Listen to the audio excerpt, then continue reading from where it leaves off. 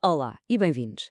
Hoje vamos falar de uma ideia que, num mundo cheio de ecrãs e, por vezes, de distâncias, parece mais importante do que nunca: a fraternidade. Mas o que é que isso quer dizer na realidade? O que significa sermos irmãos e irmãs num planeta tão grande e, sejamos sinceros, tão dividido? E mais importante ainda, como é que se constroem essas pontes na prática? É isso que vamos tentar perceber juntos. E para começar, olhem só para esta citação do Papa Francisco: ninguém pode enfrentar a vida isoladamente. Isto toca num ponto fundamental, não é? No meio da correria do dia a dia, daquele sentimento de cada um por si, esta ideia de que precisamos uns dos outros, de uma comunidade que nos ampare.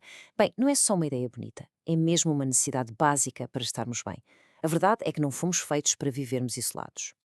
Ok, então, o nosso percurso vai ser este. Primeiro, vamos tentar perceber o que é exatamente a fraternidade. Depois, vamos olhar para os obstáculos, para aquilo que nos dificulta a vida. A seguir, vamos descobrir os pilares que a sustentam. E, para terminar, vamos ver alguns exemplos bem concretos de fraternidade a acontecer. Vamos então à primeira parte. O que é, afinal, a fraternidade? Para responder a isto, temos de ir lá atrás, mesmo às nossas origens. A pista está logo na própria palavra, claro. Fraternidade vem do latim de frater, que quer dizer irmão. Portanto, a ideia base é essa mesma. É pensar na relação entre as pessoas como, bem, como uma relação entre irmãos. Uma relação de harmonia, com aquele cuidado e respeito que, idealmente, existe numa família. E não como se fôssemos todos estranhos ou adversários.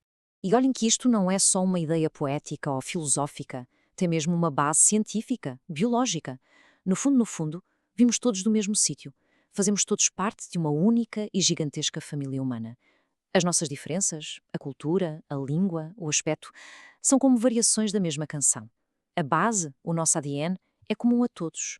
Ok, mas agora vem a pergunta que vale 1 milhão de euros, não é? Somos todos basicamente da mesma família, porque é que é tão difícil vivermos em harmonia? Às vezes parece mesmo uma missão impossível. Vamos lá ver quais são os grandes desafios. Pensem, por exemplo, na história da Torre de Babel.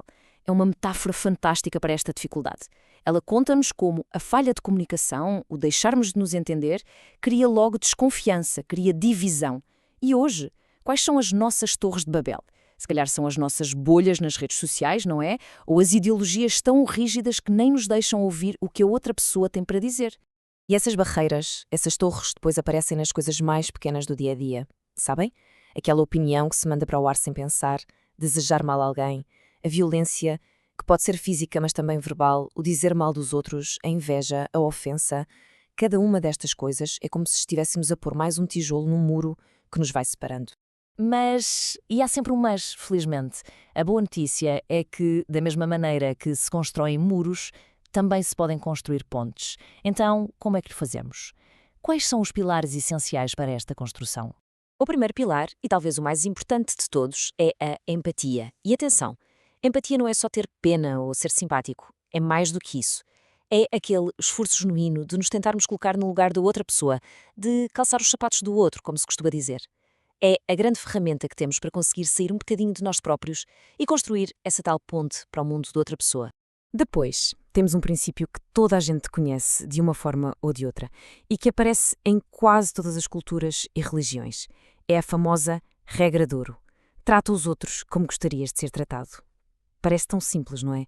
Mas é uma bússola moral potentíssima. Se a aplicássemos a sério, todos os dias, as coisas mudavam radicalmente.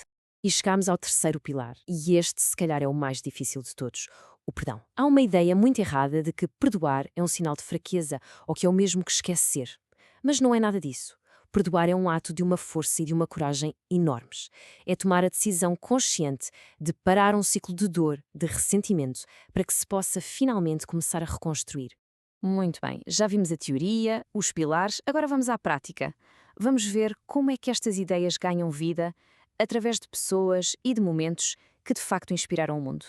Um exemplo incrível é, claro, o da Madre Teresa de Calcutá. Ela foi a personificação disto, dedicou a vida inteira a cuidar daqueles que mais ninguém via, os mais esquecidos. E aquela frase dela sobre a gota no oceano é de uma sabedoria imensa. Diz-nos que por mais pequeno que pareça o nosso gesto, ele conta. Cada ato de amor, por mínimo que seja, faz o oceano da humanidade um bocadinho maior. Ou pensei na Malala. A história dela é inacreditável. Depois de sofrer uma violência terrível, qual foi a resposta dela? Não foi ódio, não foi vingança. Foi levantar a voz ainda mais alto, a pedir educação e paz para toda a gente. É a prova de que a força de uma pessoa pode de fato transformar-se numa onda de fraternidade que chega ao mundo inteiro. E a fraternidade não acontece só em histórias individuais. Acontece também em movimentos coletivos. Um exemplo bem recente e aqui perto de nós, a Jornada Mundial da Juventude em Lisboa. Foram milhões de jovens de todos os cantos do planeta, juntos, a celebrar o quê? Não as diferenças, mas aquilo que os une. A esperança partilhada de um futuro com mais paz e mais união. E pronto, vimos a ideia, os desafios, os pilares e os exemplos que nos inspiram. No final de contas, a grande questão volta para o nosso campo, para o dia-a-dia de cada um. Como é que, na nossa vida, nos nossos gestos mais simples, podemos ser agentes desta fraternidade? Porque aquela mudança enorme que todos queremos ver no mundo, ela começa aí mesmo. Começa nessa decisão, pequena, mas tão, tão poderosa.